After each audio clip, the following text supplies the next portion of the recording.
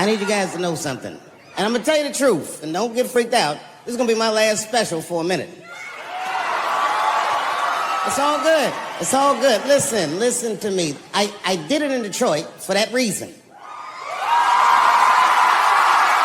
That's right. You wanna know why? Because I talked so much shit about Detroit in the first special, I figured I might as well do the last special here. Sorry about that, by the way. First of all, before I even start, I want to say that I'm rich and famous. And the only reason I say that is because the last 17 months were hell, and I cannot imagine what everybody went through. But I'm happy to see you, and I'm happy you're well, and I hope everyone you love is okay.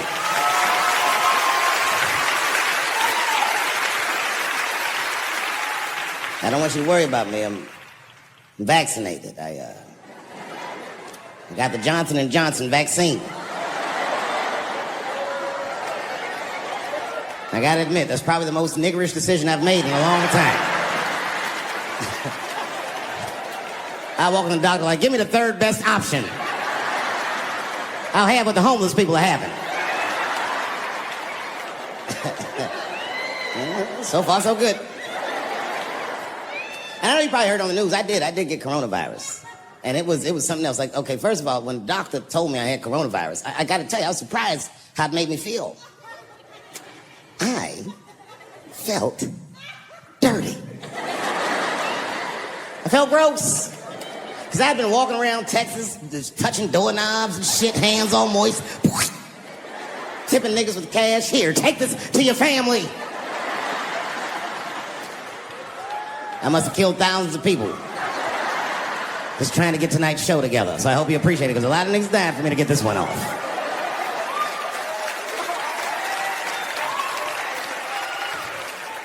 I hadn't felt that dirty in a long time. Last time I can remember feeling dirty like that, man, I must have been a little boy. I was being molested by a preacher. Oh, don't feel bad for me. I liked it. I used to get a kick out of coming in that fella's face. Well, he asked me to do it.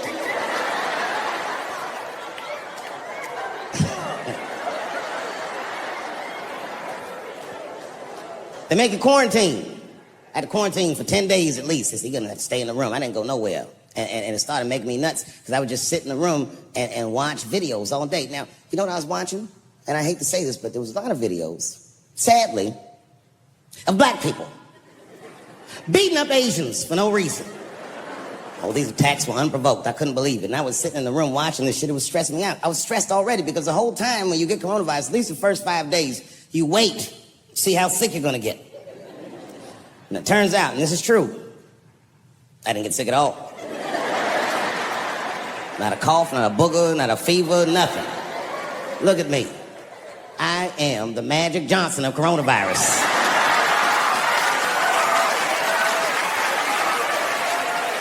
I just sat in the crib and got strong all week.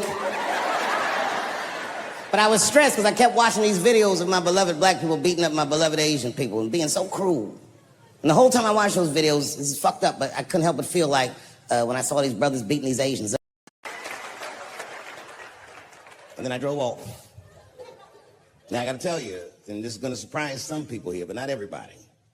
People say things to me all the time, but what you don't know is it does affect me. I think about it.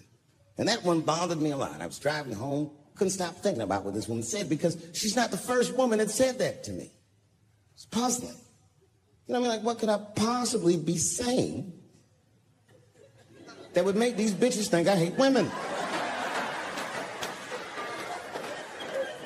Couldn't figure it out. So you know what I did? I Googled the dictionary definition of a feminist just to make sure I was talking about the right thing. And do you know, sir, what the dictionary definition of a feminist is? I didn't either. Listen to this. Webster defines a feminist as a human being, not a woman, a human being that believes in equal rights for women. I was shocked that that's what that meant. Because by that definition, I would consider myself a feminist. And I didn't even know that at the time.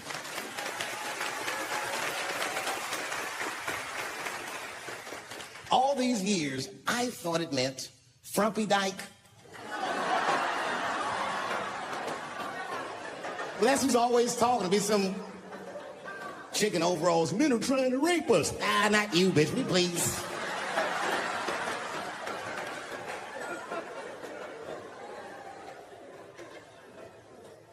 I know, look, listen. I support the feminist movement, I do, in my own ways. When you guys did the Women's March, I tried to go and support you. And none of my friends would go with me. I asked all the fellas, none of them wanted to go. I tried everything. Come on, y'all, it's gonna be bitches there. They was like, nope. So what I did is I called my friend Ange. Ange is a black woman who's a comedy writer, and she's dope. Matter of fact, she's the only woman that I know personally that pays her ex-husband alimony. And she sounds just like a man when she does it. Fuck that broke motherfucker and all that. She said all that shit. So I hit Ange up. And I hit her on the text. And all I did, I texted her. I said, Ange, are you going to the Women's March? And she texted me back. And this is a real text. She said, I hope those white bitches get tear gassed.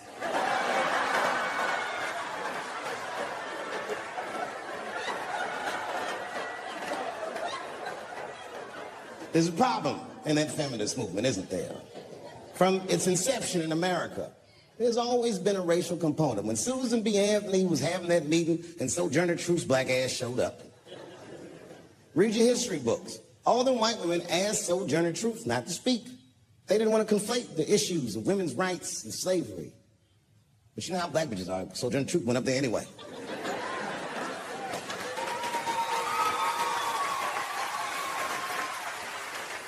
She did a famous speech. She said, ain't I a woman? Ain't I a woman? That's right. And listen. I supported the Me Too movement, but the whole time, I thought that the way they handled that was stupid. It was white. It was like, they were doing shit like going to the Golden Globes, and all of them would be like, let's all go to the Golden Globes and wear black dresses to give these men a piece of our minds. Bitch, that is not gonna work. You think Martin Luther King's gonna be like, I want everybody to keep riding the bus, but wear matching outfits? You gotta get off the bus and walk. It's real talk. Real talk, that was a silly movement. I want everybody to wear a crocheted pussy hat so they know we're serious. The fuck was y'all doing? And then I said something about it in one of my specials, and all these women actresses came after me. I said, man, fuck y'all too, you canceled. I ain't jerking off to none of your pictures again. They were like, who is he to tell us anything? I'll tell you exactly who I am. I am the one that got off the bus and left $50 million on the bus and walked.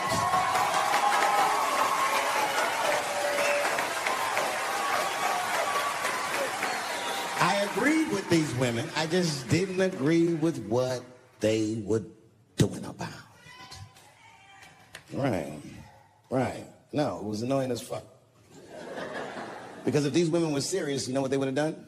They all would have fired their agents. And they would have went to the mailroom of one of these big agencies and found a woman that was busting her hump in there and said, if you want to talk to us, then you have to talk to her. And if they did that, then she would be big, and they would be big, and nobody would get fed to Harvey Weinstein. But did they do that? No. Nigga, I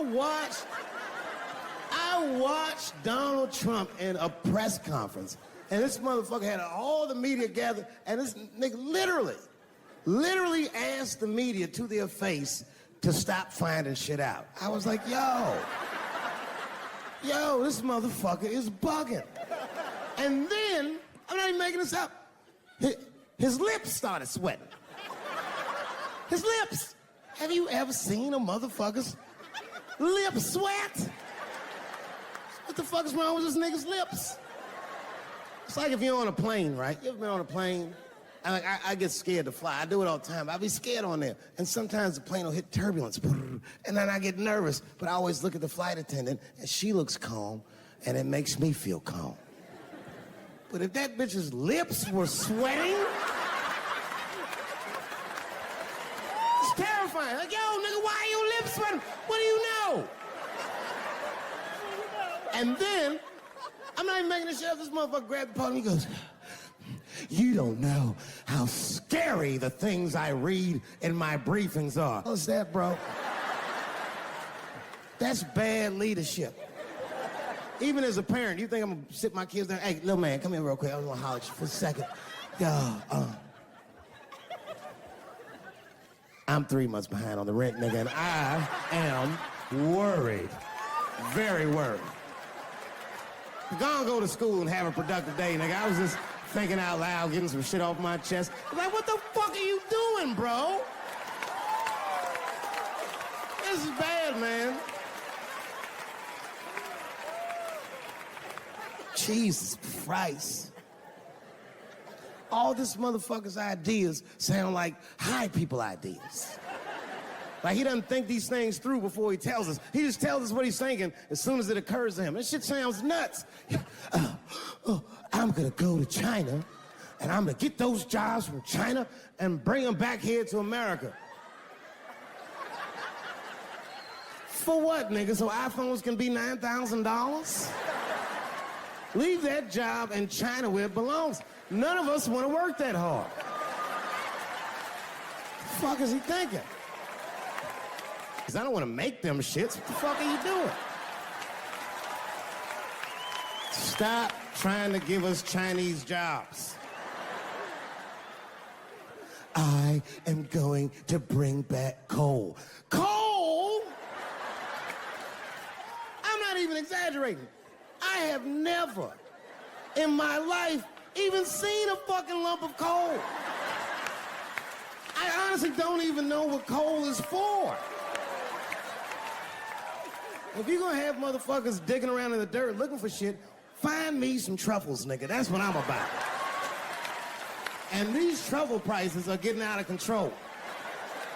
If it gets any worse, I'm gonna be back down to regular butter like everybody else. Terrible, terrible job.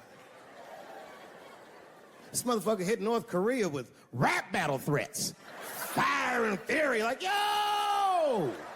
Yo, what are you doing? It's fucking Korea, man. Kim Jong-un is a scary motherfucker. He might be as crazy as Trump. Scary shit. And if you one of them naive motherfuckers that thinks that a war with Korea is gonna be easy, then you don't play Call of Duty at 3 a.m. like I do. Because that's when the Koreans play. Fucking 8-year-old Korean kid took out my whole goddamn platoon last night.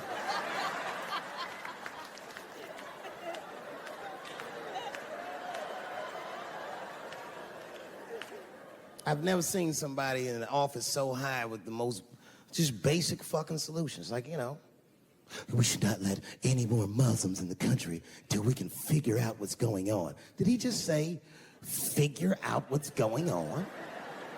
Who doesn't know how to do basic math? Let's count it out, okay? There's been 17 mass shootings in the United States. 4 of them were done by Muslims. None of those 4 Muslims were from any of the 7 countries in your stupid ass original band.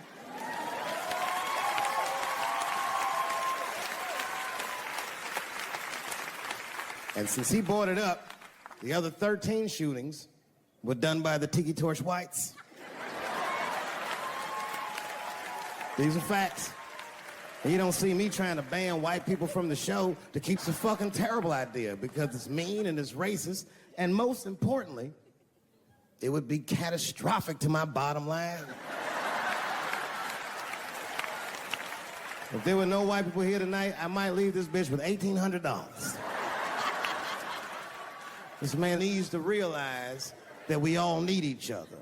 And that's why we will never, ever be able to beat China. Because everybody in America is racist, and everybody in China is Chinese. This motherfucker called it all wrong. And don't believe the media either, because as all this shit is happening, the media is trying to make us believe that the extremities amongst us are the norms. We can disagree, that's fine. And most of us are keeping a cool head about this shit. You know what I mean? Americans generally respect one another's beliefs, even if they don't share those beliefs. I know I do. I respect everybody's beliefs, except Amish people. Because they are the only ones that I can say clearly their God is wrong. The speed limit is 75 miles an hour in Ohio, and one lane of traffic is buggy. Nigga, your God is ridiculous. All the Amish people around my way know me, too. Not from television, obviously. They know me from the streets. Because when I see them horse and buggies, I'll pull the Porsche over and talk to them.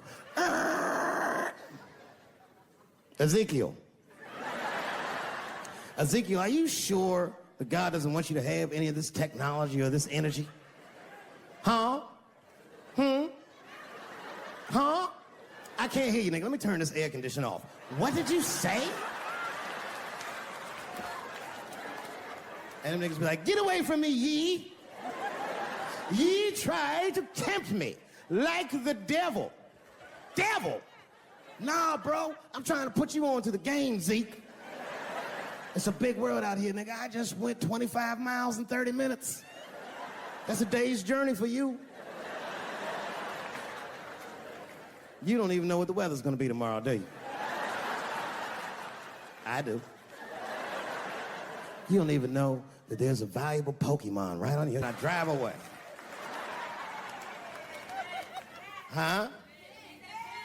Oh, my vape pen? You wanna hit my vape pen? Oh, sorry, nigga, I'm trying not to get herpes. My bad. I've been playing cat and mouse with herpes for 30 years now, but every night I go to the club, I'll be like, not tonight, herpes. No disrespect, I'm not saying you have herpes, I'm just saying 1 out of 5 people do. So let's just all be careful around this motherfucker and make sure that we leave with the lips we came with.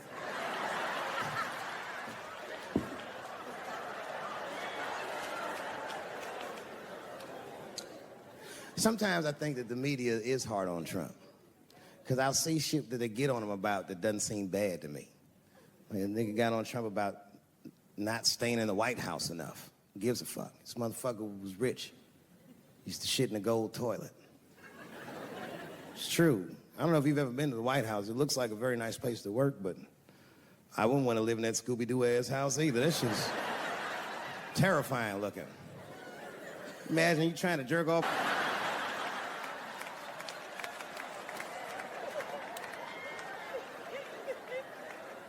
Shit, Bush didn't stay there either. He was rich too. He was like, fuck that, I'm going to my ranch in Texas. Obama was the first motherfucker to move into the White House like, this is a nice place. Look at this rug.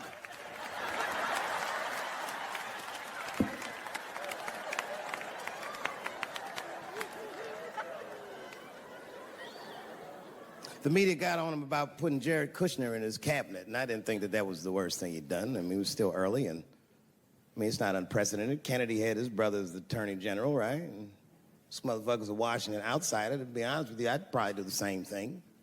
As a matter of fact, I do.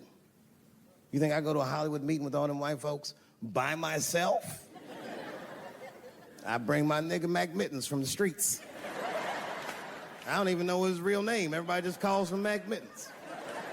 But I know he's not qualified to even listen to these meetings, but this motherfucker just makes me feel good.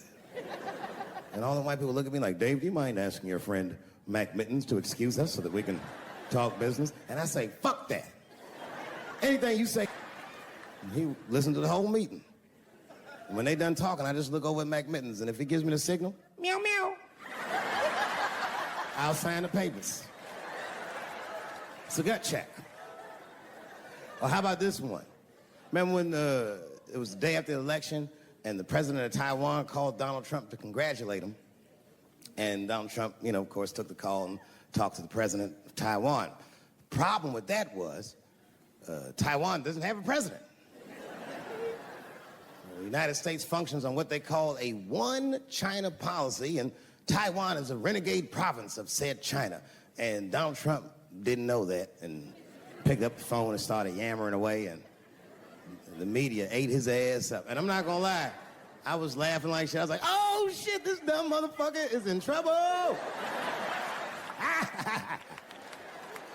And then that night, I was in bed, drifting off to sleep, and then I had to admit it to myself. I was like, I didn't know that shit either.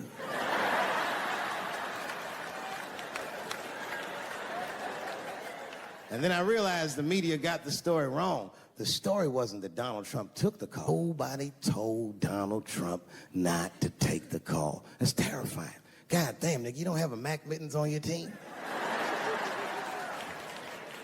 It wasn't like they were calling the White House. They were calling the switchboard at Trump Towers, and they were getting through. Anybody. Mr. President, there's a Ricky Ticky Tabby on the phone for you?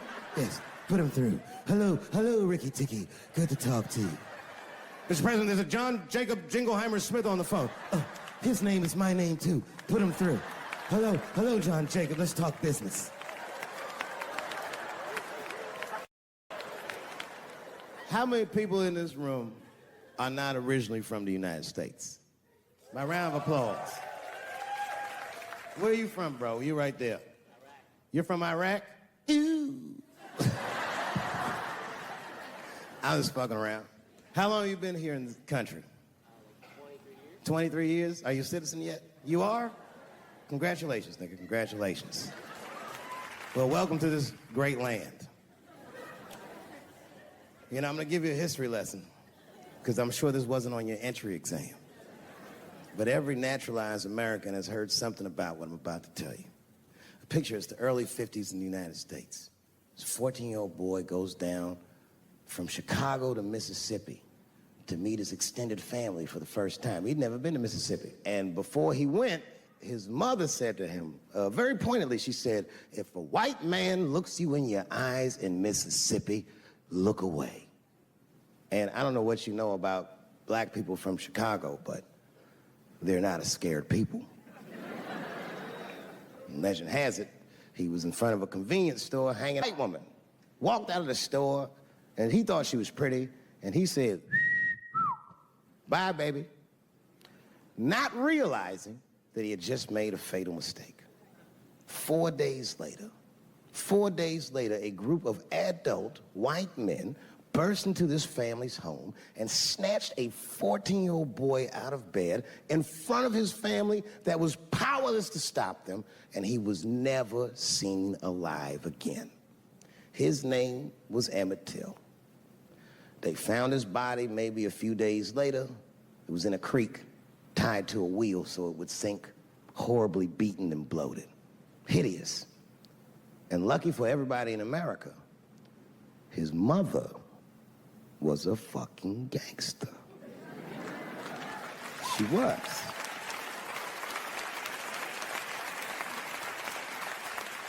If you can imagine, in the very midst of a mother's worst nightmare, this woman had the foresight to think about everybody. She said, leave my son's casket open. She said, the world needs to see what they did to my baby. And every publication here in the United Times had this boy's horribly bloated body on its cover. And if our civil rights movement was a car, this boy's dead body was premium gas. This was a very definitive moment in American history where every thinking and feeling person was like, ugh, we gotta do better than this. And they fought beautifully, and here we all are.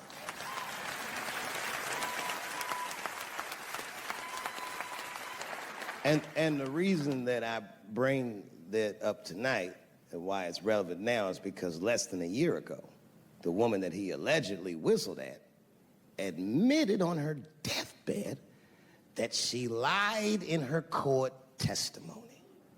And you can imagine when we read that shit, we was like, ooh, you lying ass bitch. Was furious. But that was my initial reaction. And initial reactions that we all learned as we get older are often wrong or more often incomplete. They call this phenomenon standing too close to an elephant. The analogy being that if you stand too close to an elephant, you can't see the elephant. All you see is its penis-like skin. And give it a better look. And on stepping back and thinking about it for a few moments, I realized that it must have been very difficult for this woman to tell a truth that heinous about herself at any point in her life, even the very end. And I was grateful that she had the courage to tell it before she left this world, because it's an important truth and we needed to know. And I said to myself, well, thank you for telling the truth, you lying ass bitch. And then time goes on, and then after time, you can kind of see the whole elephant. And it's humbling, because you realize that this woman lied, and that lie caused the murder. But that murder set in motion a sequence of events that made my wonderful life possible, that made this very night possible. How could this be that this lie could make the world a better place? It's maddening. And that's how I feel about this president. I feel like this motherfucker might be the lie that saves us all. Because I have never felt more American than when, Jesus Christ, it's good. And when it happens, I can see everybody that's struggling. So if I'm on stage and I tell a joke that makes you want to beat up a transgender, then you're probably a piece of shit and don't come see me anymore. Or if you don't understand that when a football player takes a knee during the national anthem, he's actually standing up for me, then you might not want to fuck with me anymore. But I swear, no matter how bad it gets, you're my countrymen, and I know for a fact that I'm determined to work shit out with y'all. And if that woman that said that heinous lie was alive today, I would thank her for lying. And then I would kick her in the pussy.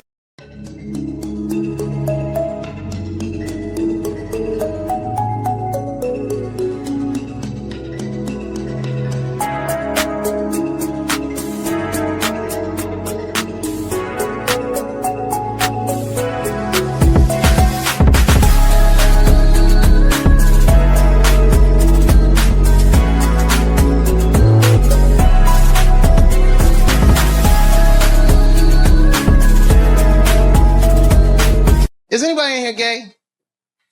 Get her! No, just kidding. I'm totally joking. This is New York. Are you gay for real? Yeah. Okay, so you know that gay marriage is illegal, right? Why do you think that that's illegal? People suck. I don't know. I don't have a good answer for that. Do you even care about marriage? Yeah, I want to get married.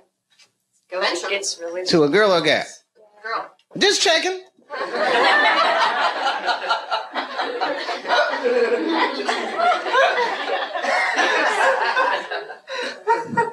Why do you think it's illegal? People are scared of change.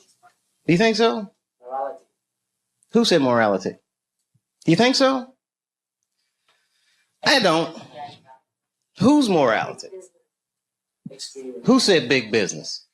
She knows what's going on. Huh? Hmm? Yeah?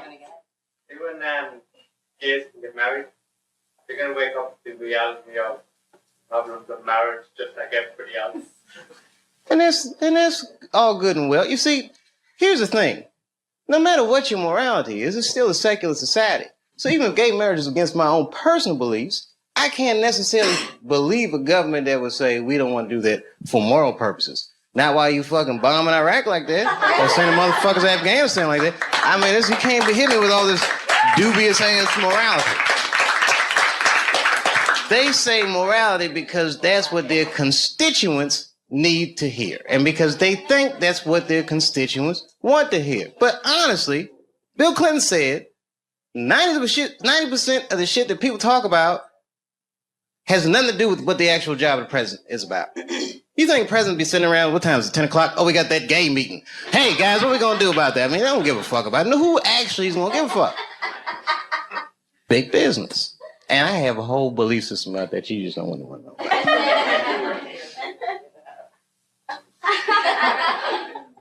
I'll tell you part of it.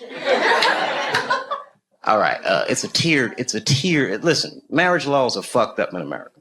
I don't think that the government should have that much say in actually how people devise a marriage, because a marriage, right, devoid of any kind of religious belief or emotion like love is a business contract, period and simple. And tons of people in Washington or legislative bodies, even guys like Elliot Spitzer that have wives or fuck prostitutes, live in loveless marriages. And they have these shits arranged because they're in such a high social stratosphere that they have to keep up a certain appearance. So why are they imprisoned by their own marriage? It's this form of economic slavery. And if you look at the way this shit happens, corporations were made legal in the United States by the 14th Amendment, right? Or 15th Amendment, which freed the slaves. And then under those rights, people said, we want the same rights as those motherfuckers as collective individuals, right? And if you're a collective individual and two collective individuals want to do business with one another, one's masculine, one is feminine, so they define a marriage institution between man and woman. But what if corporations is gay? I'm just saying. What if Aunt Jemima doesn't want to be with Uncle Ben? What if Aunt Jemima wants to do business with Sarah Lee? Well, wait a minute. What if Uncle Ben wants to do business with Mr. Clean? That's all I'm saying. Guys, wait a minute. That's a little gay.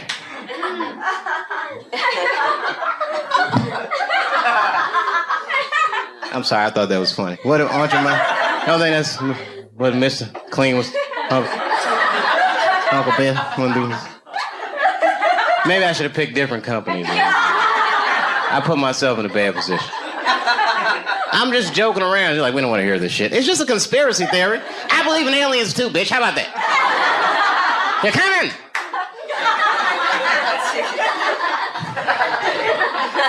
Gay aliens, they're here.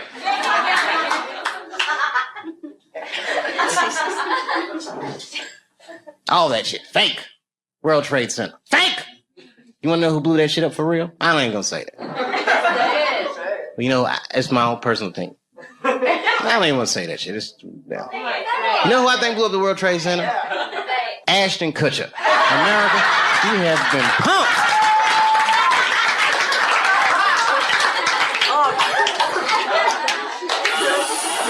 Fake.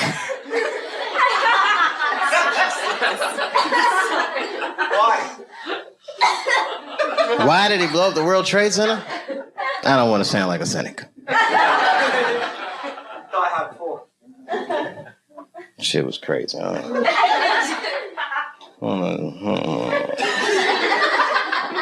don't know the truth, but I know who does. Strippers. They know everything. Does anyone have a cigarette? Yeah. Sure. Good on you, mate. I wish I had it. Your accents are so nice. Huh? And I do listen to BBC News. We all listen to the BBC. You're all listening to the BBC. That's what they say all the time. GMT. Oh, every time you say what time it is, it goes GMT. What does that mean? Whose mountain? Greenwich. Oh. It's the center. Oh, okay. Meantime. Greenwich Mean Time. Is that where the phrase mean time comes from? Yeah, baby. Wow, you can tell that your country conquered a lot of shit, man. It's Greenwich Mean Time. I learn shit every day.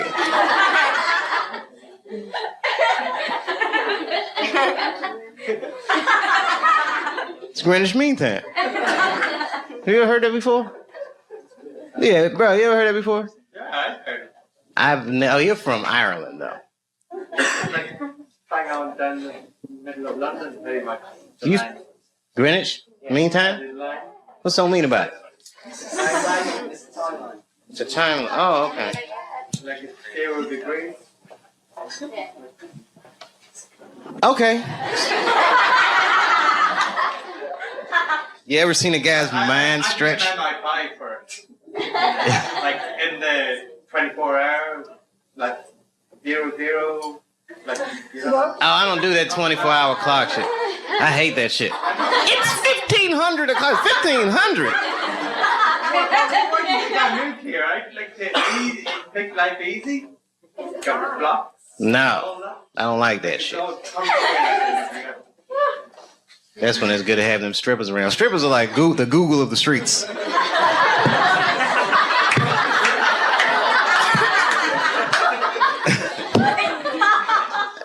Never seen somebody answer so many questions without a crystal ball.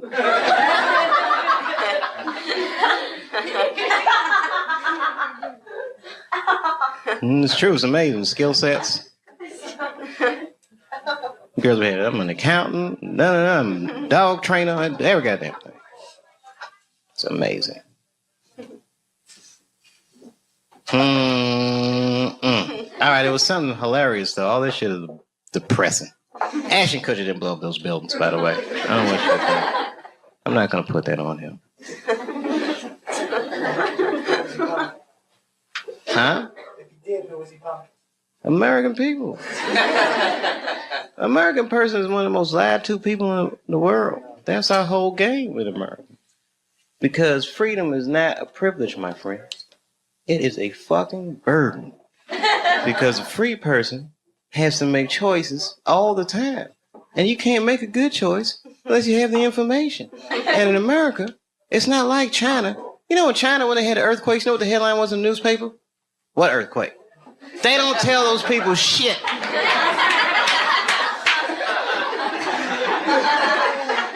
In America, they'll tell you every goddamn thing. And then they don't prioritize the information.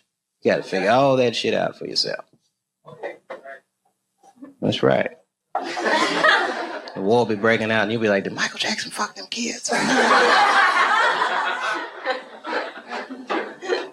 That gets shuffled funny. She laughs at this shit. As a matter of fact, she eats and spends this shit. You know what I told him? I told him, I said, you know what you should do, man? First of all, you shouldn't do it. I'm talking about being legally married. It's not that you're gay as much as just legal marriage is a fucking diabolical leverage game in the United States. I'm just being honest. Devoid of religious significance or the idea of love, marriage is nothing but an awful contract that you shouldn't sign. I'm just being real. Because you start out loving each other and then like 2 years later you're just building a case against one another for a hypothetical court date that may or may not ever happen. You throw being gay on top of that, that shit is explosive. Like it's that Ray Rice shit. Okay, right after Ray Rice went through all that shit, I was at a party and I met this kid, Michael Sams. You know Michael Sams? Very nice guy. He's the first openly gay NFL player. And Mike's a very nice guy, very brave guy. But when I met him, I couldn't help but thinking, now what's going to happen when Michael Sams beats his wife up in the elevator? Is that domestic violence or is that just two niggas working shit out in the elevator? You know what I mean?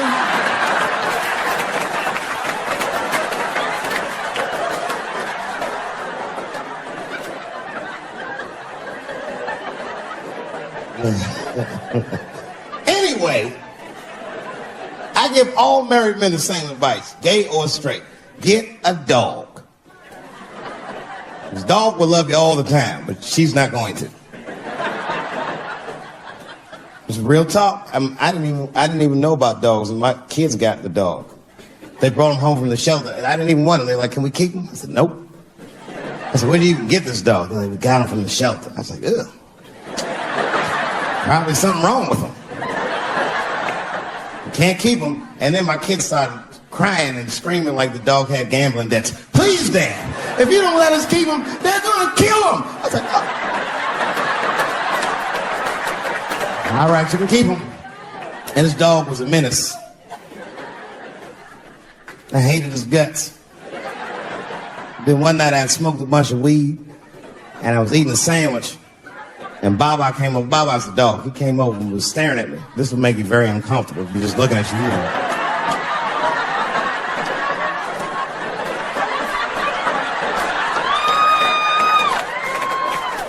I had to give him a piece of my sandwich so he'd go away. And that's how we became friends. Now, if you see me walking down the street with Baba, I ain't got no leash or nothing. He walks right next to me. If I stop, he'll stop. And if I go, he'll go. And all my friends are like, "Yo, Dave, that shit is dope. How you train Baba to do that shit?" I've never trained Baba. Just a messy eater. If I drop food and Baba's not around, all I gotta do is call him. "Baba!"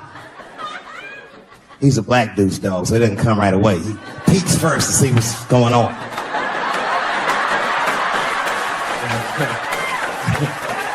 I gotta tap my foot so he can see the food. Over here, little buddy. And he's like, thanks, Dave. They'll come get it and run off. But he knows all my habits. Like, if he smells weed in the house, he'll be like, nah, this motherfucker's about to eat. And he'll just come running.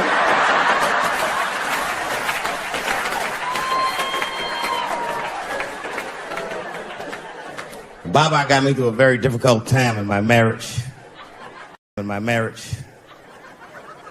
We spend the most time together. Like, it's not that me and my wife don't spend time together, but we've been married so long, it's like we don't talk. Like, I don't know if anyone's married here, but after 10 years, all that chatty shit goes away. You've said it all. You know what I mean? We're just in the zone. She says the same shit to me every night before she goes to bed. I'll be the last one up. She's like, I'm gonna get some sleep, Dave. Good night. All right, babe, we'll stay up and watch television. Good night. And she'll walk halfway up the steps. David? Don't eat the kids' lunch. And then she walks away.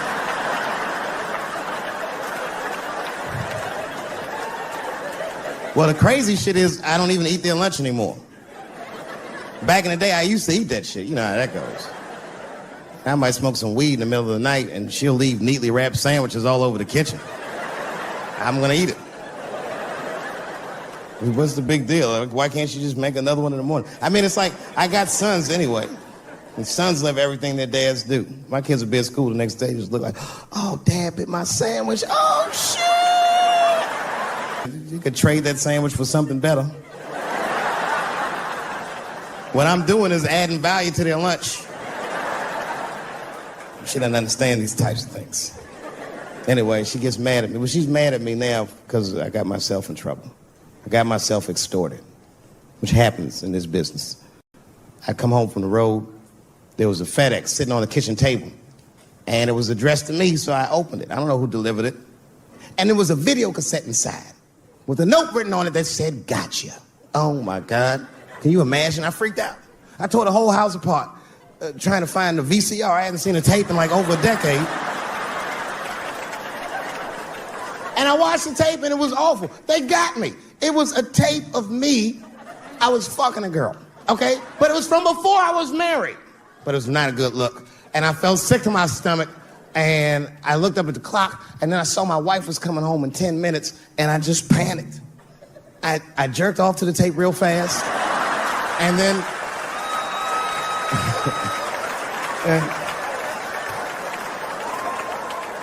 and then I called the FBI. Much better. I mean, they didn't say they were going to catch him for sure, but they had the demeanor of some competent people that would catch him. So I didn't worry about it too much.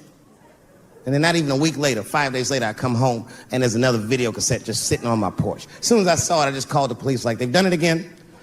You should probably look for a guy with bell bottoms on because I don't know who the fuck is sending tapes!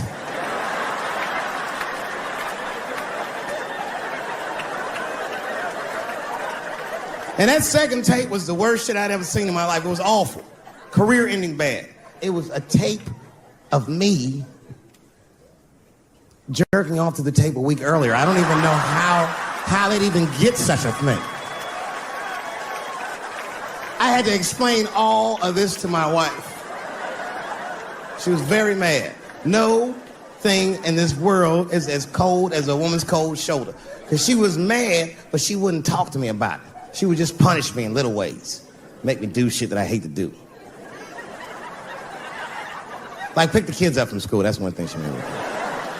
That's a hardship for me. I got one son that goes to a public school, and my brother goes to a private school. It's an experiment. I just want to see what's going to happen to him.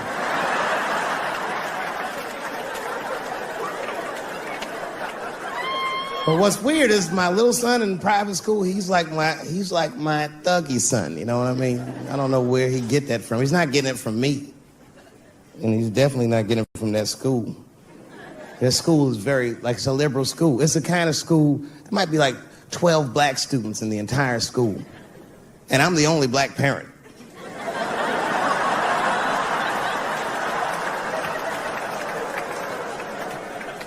And none of the parents like me either. Not because I'm black, but just like they don't like how I roll. Because I be showing up late all the time, and I'm like in a Porsche and a blasting music that they don't like. You know, the music be like, I'll beat the pussy up, and I pull into the parking lot. I might be smoking a cigarette with the kids in the car. Then I pull into like that handicap space. And then when I get out of the handicap space, they always want to say some passive-aggressive shit. Morning, Dave. Don't know if you noticed, but you actually parked in the handicap space. Huh? Yeah, you know what, Frank? I did notice. But who is this handicap guy we're all waiting on that never shows up?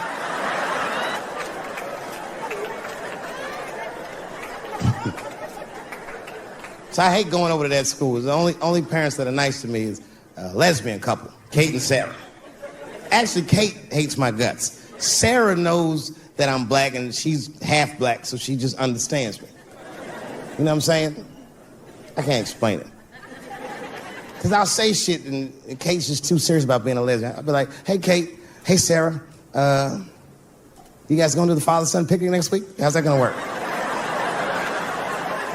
And Kate will instantly be furious. But Sarah knows I'm fucking around, so she'll just say something cool. I don't know, Dave. Maybe me and Kate will flip for that shit.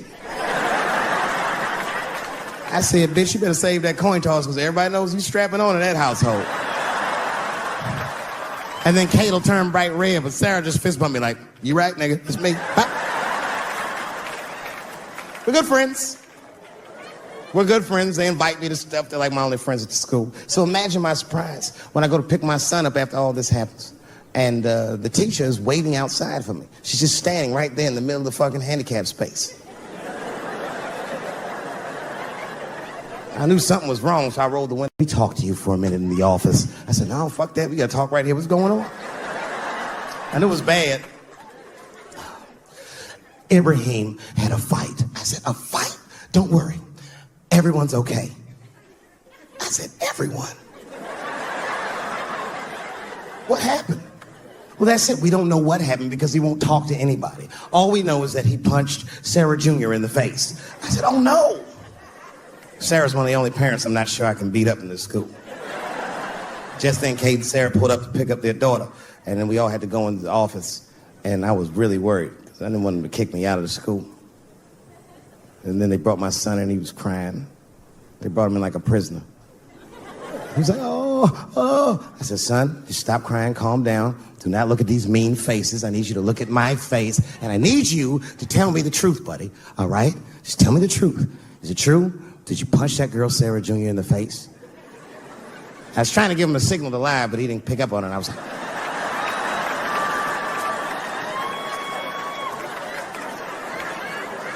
He wasn't paying attention. She said, yes, Daddy, I punched her face. I said, oh, my God. Why? Why would you do that? You're not supposed to put your hand... So gangster, it scared all the parents in the room. He was like, because she had it coming. I said...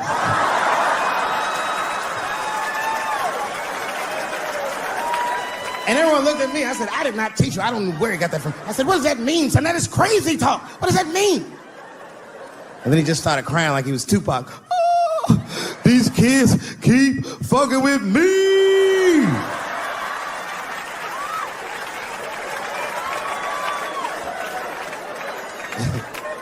I told his teacher, I said, well, now wait a minute. This kid is a lot of things, but he's not a liar. And if he said they was fucking with him, they did something to him. Son, what's going on? What did they do to you? Oh, Dad, I'm tired of this shit. It's been going on all week. I said, what's going on all week? He said, we said, and that bitch bit my sandwich. I said, oh.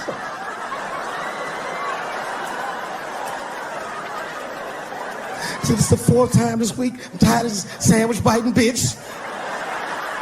I said, stop using that word. Let's go home. That's a quiet car ride home. We got to the house, he just ran right up to his room, slammed the door. His mother came downstairs. By then, she had heard about everything. She was looking at me like, oh my.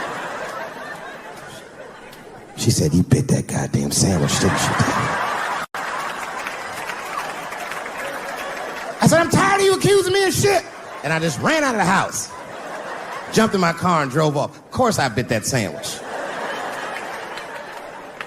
But I knew that she was just really mad about that tape, so now she's going to punish me about a fuck.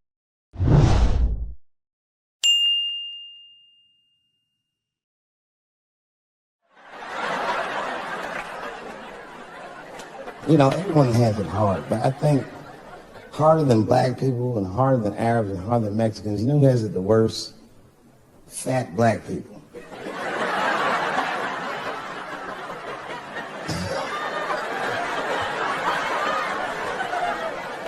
It's hard for white people to understand, but that's what I'm saying is very true.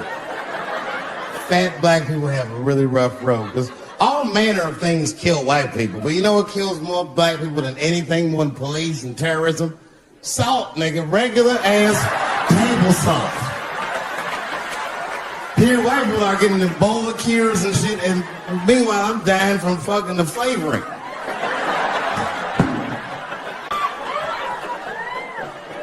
Look, honestly, I'll stop talking about it. Let me say this, though. Let me just say this. Can we all just say that we seen it coming? Were you surprised? It's like when that guy threw that banana at me. Do you think I was surprised? Hell no. I've been in show business 30 years. I was expecting this banana. I knew one of these nights, it's like somebody gonna throw a banana at me one of these nights, niggas. Because that's how it starts, with the name calling. Like that Paula Deen. Remember Paula Deen got fired from the Food Network? If you know anything about show business, it is really hard to get fired from the fucking Food Network. And they dropped that bitch like a hot potato.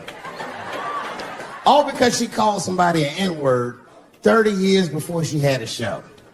I don't know who she said it to, but whoever it was just looking at her like, I'm gonna get you for this bitch. That shit came back 30 years later like a Bill Cosby rape and sunk her battleship.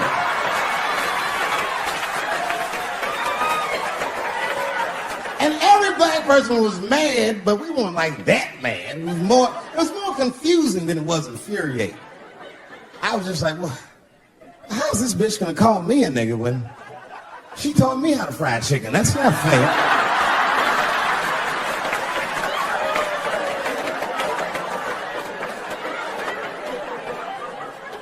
I think Donald Sterling shit was more serious. Remember Donald Sterling, he used to own the Clippers, and then he got caught on a secretly recorded tape saying some very unsavory things about African Americans. And there's a lesson in that for all of us. The lesson is, if you are old and white and racist in this great country, whatever you do, don't tell your black girlfriend about that shit, because that's who made the tape. She recorded all that shit, and the tape was terrible. He was like, stop bringing these black guys to my games. First we're all confused, like, well, how the fuck are you gonna have a game without us? But it turned out that the black guy he was speaking of was none other than Magic Johnson, the billionaire. Unbelievable. Never even mentioned the fact that he had AIDS, which is the first thing I would say to my girlfriend. This guy must be really racist if AIDS is the footnote. You gotta be careful, baby. You got the old Ebola.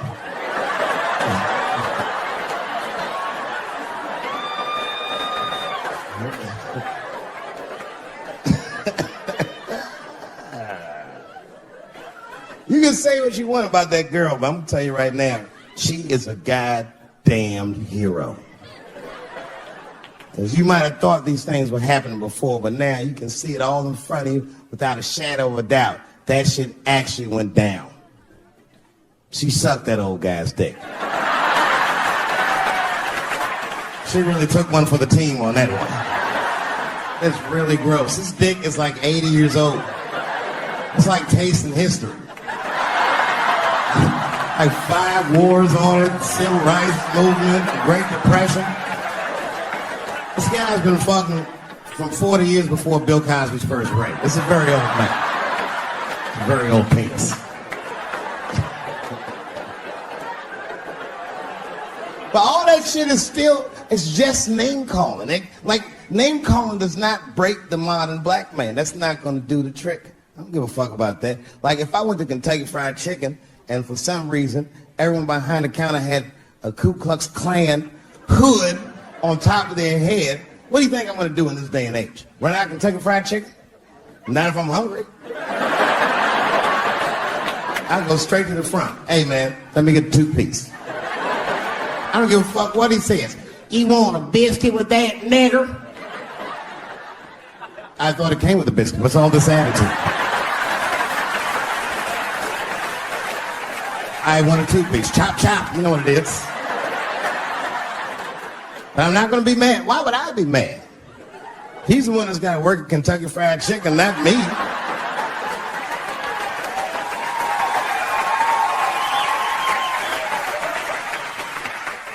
Well, how about this? What if I lived in Austin and I had a white girlfriend? It's possible in Austin. As a matter of fact, some people say it's necessary, but that's not the point.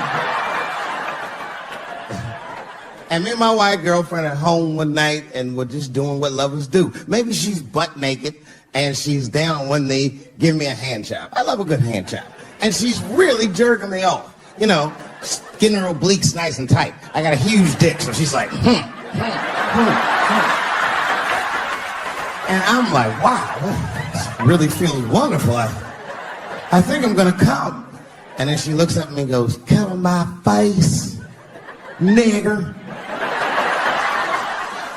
I know, that's a tough one. But what do you think I'm gonna do? Hey!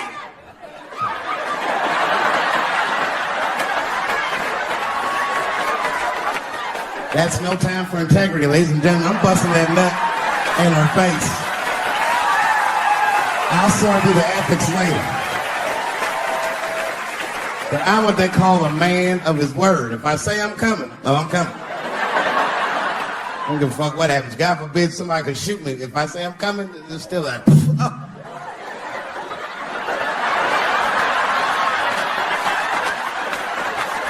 Doesn't mean I like getting shot.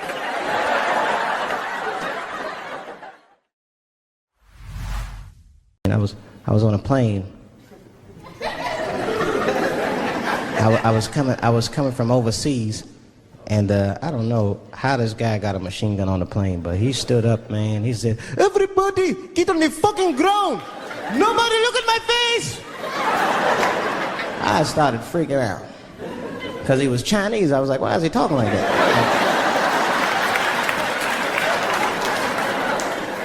He was screaming and crying.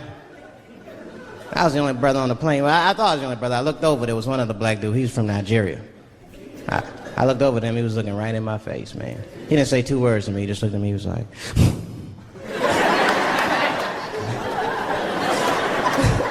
He didn't need to talk. I knew just what he was talking about. I looked right back at him. I was like... Some white dudes on the front of the plane seen us. They were like, "Oh, my God. I think those black guys are going to try to save us."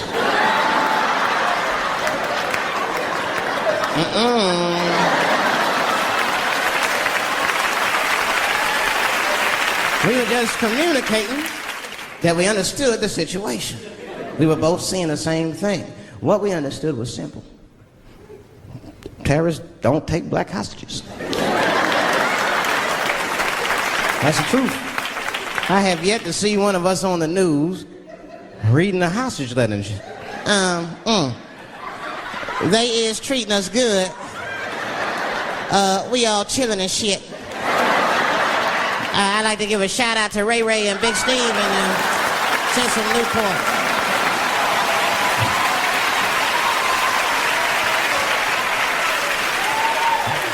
You're not gonna see it. And terrorists are smart. They know what they're doing there, you know. They terrorists. They know it's black people's bad bargaining chips.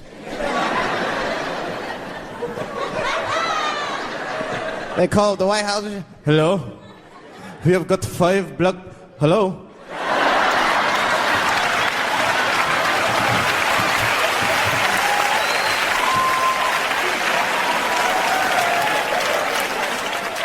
It's really some scary shit. I gotta tell you, Harvey Weinstein's probably the first person that I ever looked at a photograph of and was like, yeah, he rapes. I'm not sure this motherfucker has a choice. Not a handsome man. A lot of meat and extra skin on his face. Yeah, he's ugly. You know the sad part is, he's done so well in life, he probably doesn't know he's ugly. You know, when you're good looking, everybody will tell you, oh, you look wonderful, you're so great looking. But when you're ugly, you gotta figure that shit out for yourself. It's a lot of putting clues together through the years. Why am I not getting in the club? I got all the right shit on.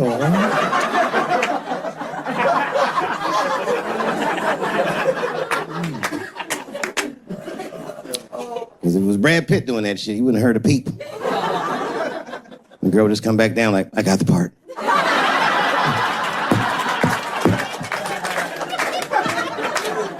Yuck!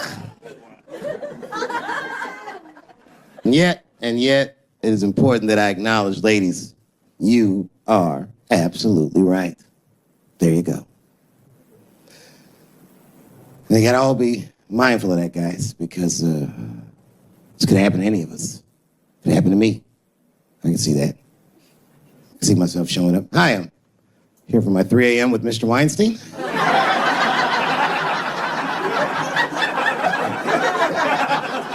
Hey, Harvey, I got your text. I'm here to talk about the script.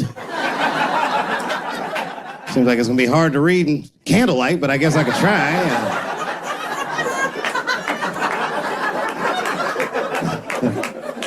Sound like a fucking nightmare. Could you imagine that shit? Could you imagine if you was in a business meeting and a motherfucker pulled their dick out? In the middle of the meeting, I'd be like, yo, my man, this is the most unprofessional shit I've ever seen in all my days. Just let me finish, Dave Chappelle. I'll put you in all 3 Lord of the Rings.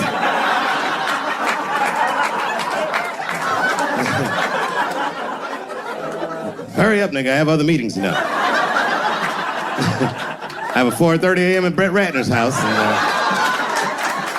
And, I believe it's wardrobe fitting.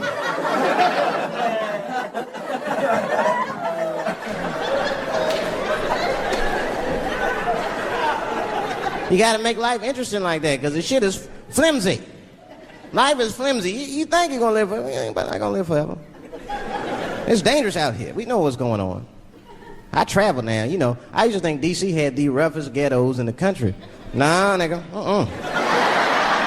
I have seen some shit now. Oh, there's some rough areas outside of D.C. Yeah, everybody should go to the ghetto. I was taken to the ghetto one time. That's the worst. When you get taken and you're not expecting to go.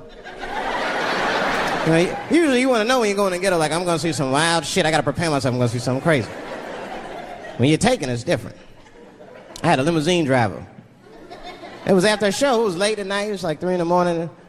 I had a limousine driver. He was a nice guy talking to me and shit. Oh, hey, where you from, dog? D.C.? Word? That's a rough city, man. And his cell phone started ringing. Hold on 1 second. Hello? Oh, what's up, nigga? What? What the fuck? Slow down. What? What the fuck? No! No! No! Fuck that, nigga. Fuck it. I'm on my way.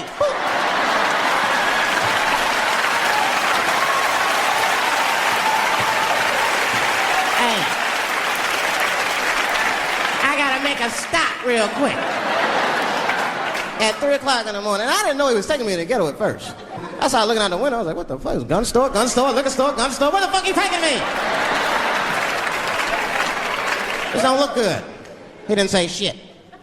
He just pulled up in front of an old rickety building that looked like a project. Now, I'd never been there before. I'm not sure if it was a project, but it certainly had all the familiar symptoms of a project.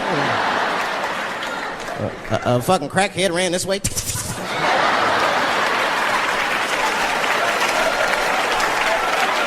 And then another one jumped out of a tree and shit. The driver said, I'll be right back. And left me. Took the keys with him and just left me. At 3 o'clock in the morning, in front of a project, in a fucking limousine. This was not good. I was like, man, I gotta look around and see if I can see some landmarks and figure out where I'm at. Might have to escape on foot. Now, this is when I knew I was in a bad neighborhood. You only see this in the worst neighborhoods. Remember, it's 3 o'clock in the morning. It's 3 o'clock in the morning. I look out the window. There was a fucking baby standing on a corner. Look at this. And the baby didn't even look scared. He was just standing there.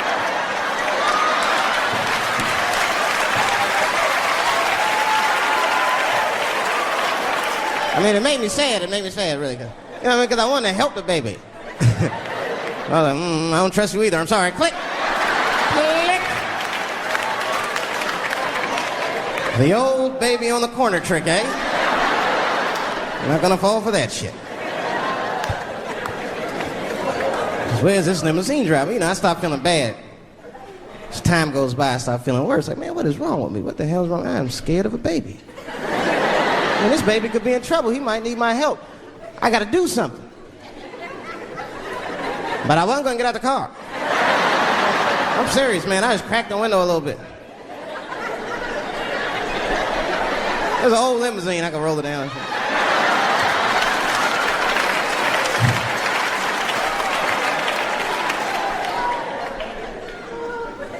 Hey, baby. Baby, go home, man. It's 3 o'clock in the morning. What the fuck are you doing up? The baby said, I'm selling weed, nigga. I said, oh, shit.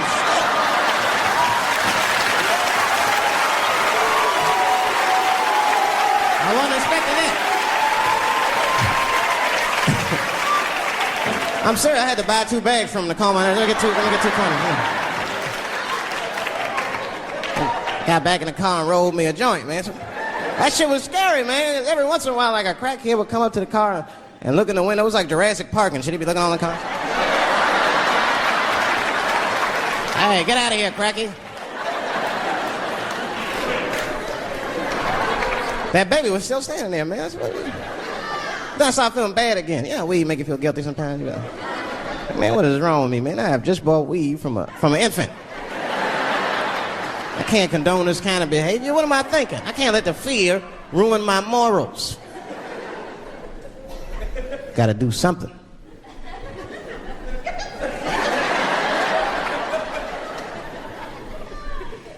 Hey, baby. Stop selling weed, all right? You got your whole life ahead of you. He said, fuck you, nigga. I got kids to feed. I said, God damn.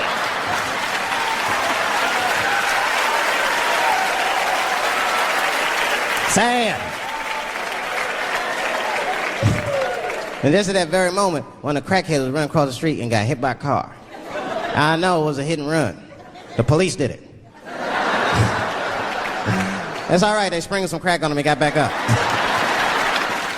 I almost protested the war in the beginning. Almost. Until I saw what happened to them Dixie chicks. I said, fuck that. If they'll do that to 3 white women, they will tear my black ass to pieces. I don't want to hear that shit. Yeah, man, they would. But I'm like, for real, why you care so much what the Dixie chicks say? It's not like they political scientists and nothing. They just bitches that can sing good. You know what I mean? Stop worshiping celebrities so much. Just don't listen, don't pay attention. I remember right around September 11th, Ja Rule was on MTV. That's what they said. They said, we got Ja Rule on the phone. Let's see what Ja's thoughts are on this tragedy. Who gives a fuck what Ja Rule thinks at a time like this, nigga? This is ridiculous. I don't want to dance. I'm scared to death. I want some answers that Ja Rule might not have right now. You think when bad shit happens to me, I'll be in the crib like, oh my God, this is terrible. Cause somebody please find Ja Rule, get hold of this motherfucker so I can make sense of all this. Where is Ja? Add me Ja Rule.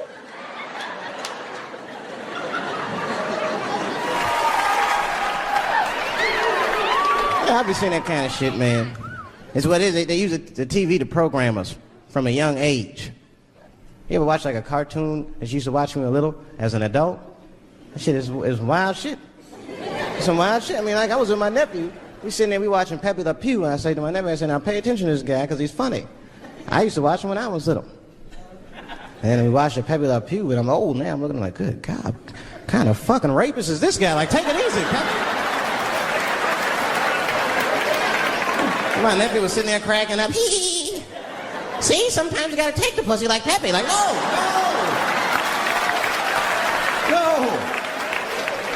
I had to turn the channel real quick.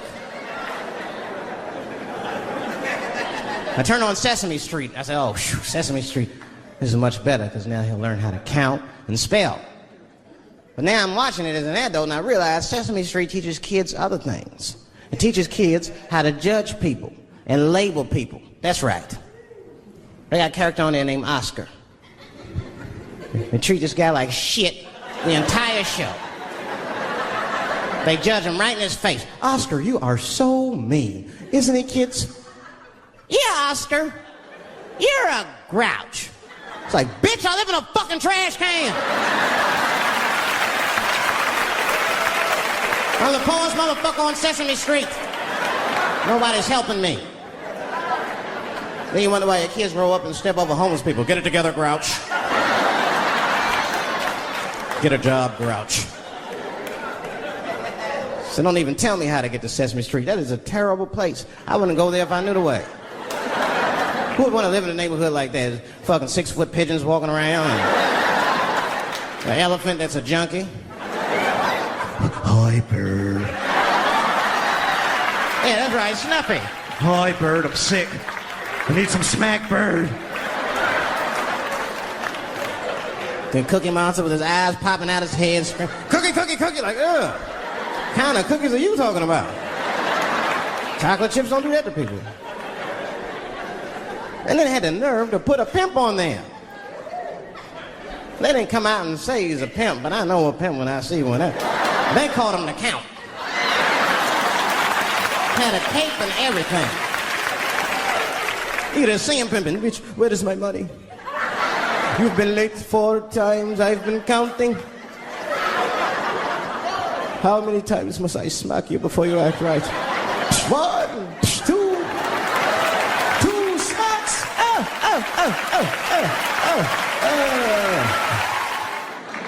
That's what I'm waiting for, because the timing of this Michael Jackson shit is what makes me doubt it.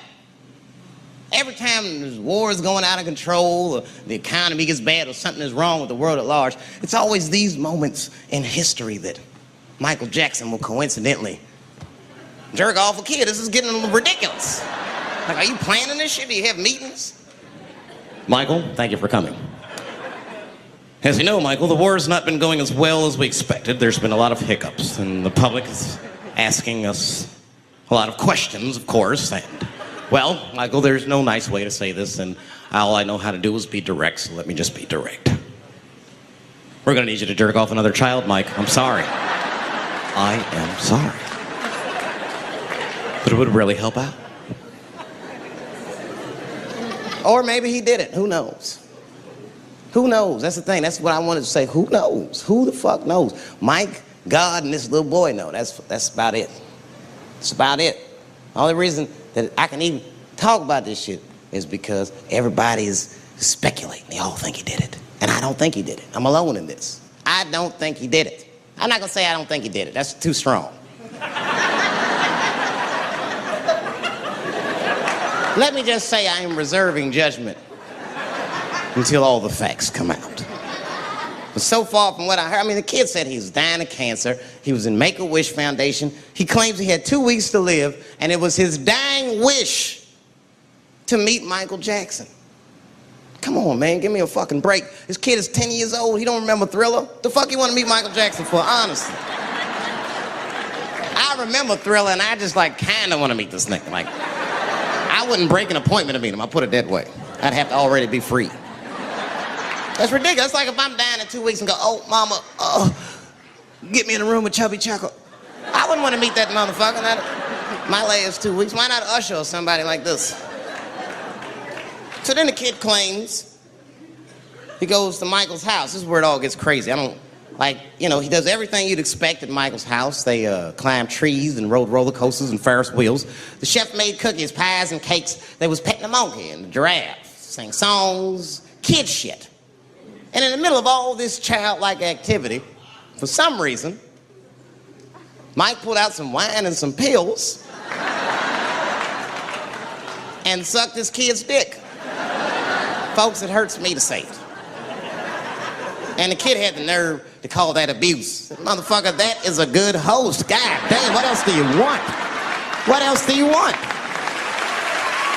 I'm lucky to get a glass of grape drink at my friend's house. Let alone a roller coaster ride and my dick sucked. Mike must be confused, like I brought you in my house, I fed you, I sucked your dick, and this is how you repay me, motherfuckers? This was your wish, not mine. Thought you were dying in 2 weeks. What happened to that motherfucker? I've been in court for a year and a half. You get stronger every time I see you.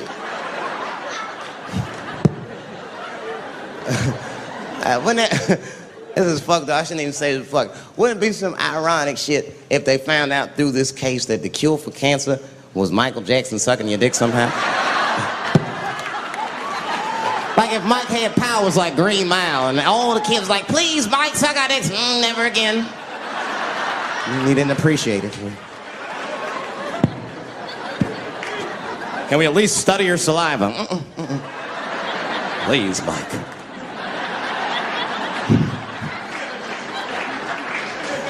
Oh my God. But there's a more important reason that I would stop doing comedy right now. And this reason is the real reason that's been percolating, and it really is the crowd, not you. I'm talking about the crowd on the big stage. It's too hard to entertain a country whose ears are so brittle. Motherfuckers are so sensitive, the whole country is turned into bitch-ass niggas.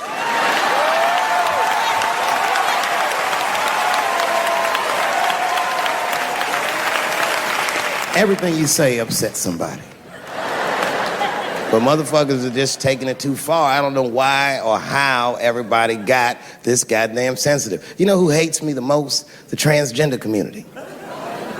Yo, yeah, these motherfuckers. I mean, I didn't realize how bad it was. These motherfuckers are really mad about that last Netflix special.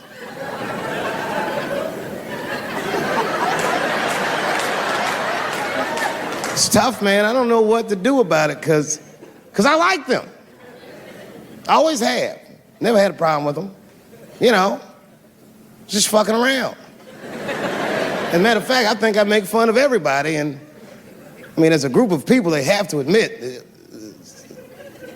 it's kind of fucking hilarious, man. I'm sorry, bro. It's like, I've never seen somebody in such a hilarious predicament not have a sense of humor about it.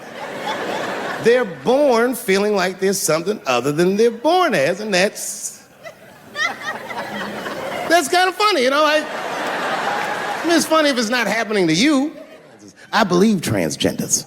I don't understand them either, but I know they mean what they say.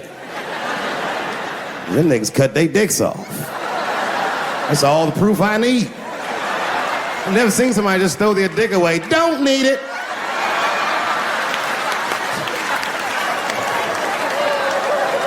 I don't understand, but I believe you and I support your decision, motherfucker. I was doing a show. I was in Portland, Oregon. And I was checked in a hotel under the name Charles Edward Cheese.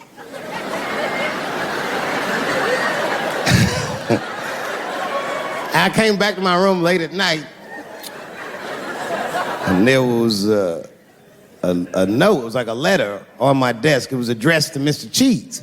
So obviously, I'm going to assume that whoever wrote this letter must be an intimate friend of mine. This is not some kind of name that a person would just guess. But then I open the letter, and it turns out I don't know this person at all. It's a fan letter. You know, I'm not even used to the idea that I have fans, but I'm grateful for it. And I don't read those letters. It'd be nice if I did, but realistically, it's like, what am I, Santa Claus, nigga? I don't have time for this. Like, got shit I want to do. I'm trying to chill. Read all these dreams and wishes from strangers, but I read it. I'd already opened it. So I just read the whole letter. And you know what, man? Whoever wrote this letter truly loves me. I mean, they were really fucking nice in the letter. And then they described to me what it was like to come to the show, how excited they were, how much fun they were having. And then they said that when I got to my jokes about transgenders, that they were, quote, devastated. Because it turns out that whoever wrote the letter was transgender. Now, I'm going to be real for a second. As a policy, you got to understand, I never feel bad about anything I say up here.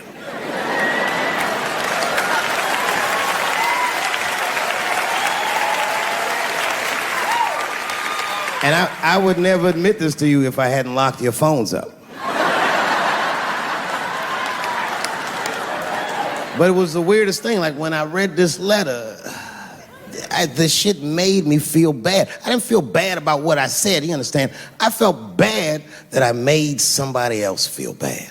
To be honest, I don't even know what I said that upset that person. I have so many transgender jokes.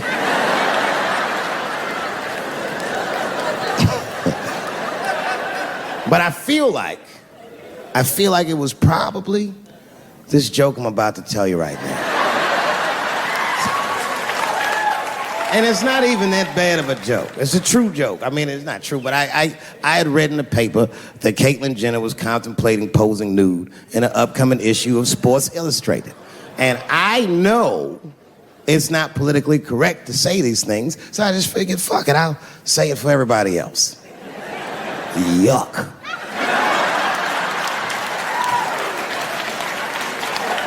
You know, sometimes I just want to read some stats. I don't know why you're gonna cram some man pussy in the middle of the sports page like this. I just didn't think that was the place for it. But I wasn't saying anything like Caitlyn Jenner's a bad person. I'm not mad at her for doing it. Not even mad at Sports Illustrated. If I'm mad at somebody, I'm probably just mad at myself. You understand? Because deep down, I know that I am not strong enough to not look at those pictures.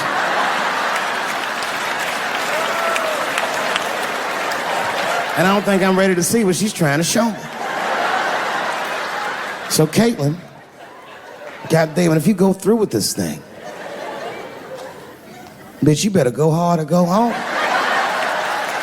I want you to go all the way. Hustler style. Do you know what hustler style means, miss? That means spread the lips.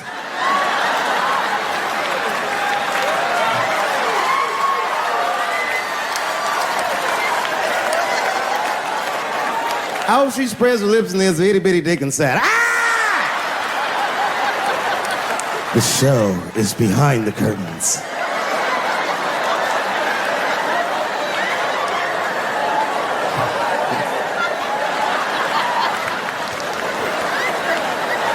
I don't know what I said that upset that person. You know, I can remember when it all started. It was when I was doing Chappelle's show. When I was doing Chappelle's show, I used to do the show, and then on the weekends, I do like concerts and shit like that. So I'm doing a concert, and there was a couple in the front row. Beautiful couple. The wife was obviously Asian. You could see it in her face.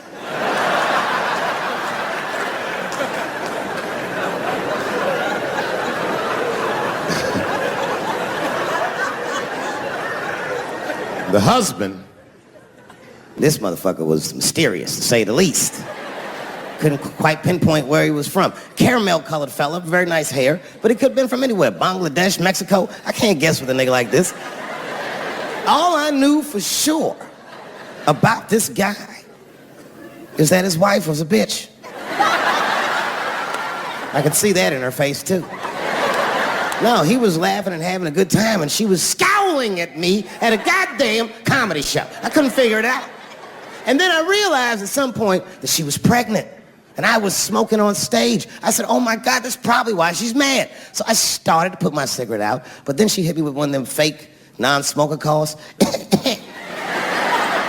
I just kept smoking. I thought to myself, bitch, that babe will be fine, relax.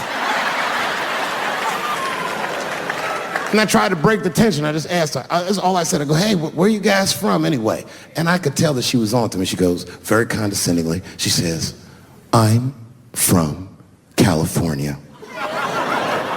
If you are asking my ethnicity, I am Chinese. And her husband was just cool about the shit. He was like, I'm Mexican, bro. I said, well, I'm sorry if I offended you by asking, but you're a very beautiful couple. And miss, there's no question that you're gonna give birth to the hardest working baby this world has ever seen.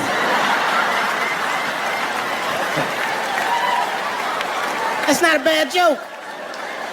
She got very upset. She got up to leave immediately. But she didn't just leave. She had to take one last dig at me on the way out. I will never buy one of your fucking DVDs again, Dave Chappelle. I said, ma'am, with all due respect, Chinese people don't buy DVDs.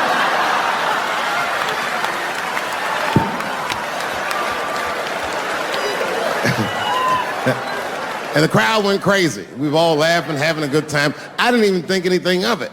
And then just 3 days later, this lady sends a fucking letter to my promoter telling him not to book me for shows anymore because I was, quote, racist, and I'm quoting her, insensitive to the nature of my interracial marriage. I was like, word, bitch, I was. If she had just done a little bit of research, she would know that I myself am in an interracial marriage. That's right. In fact, my wife is Asian too. Surprise, bitch, I'll see you on Thanksgiving.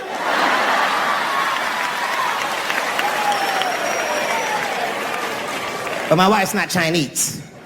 She's Filipino. That's right. And our kids are Puerto Rican somehow, so there you go.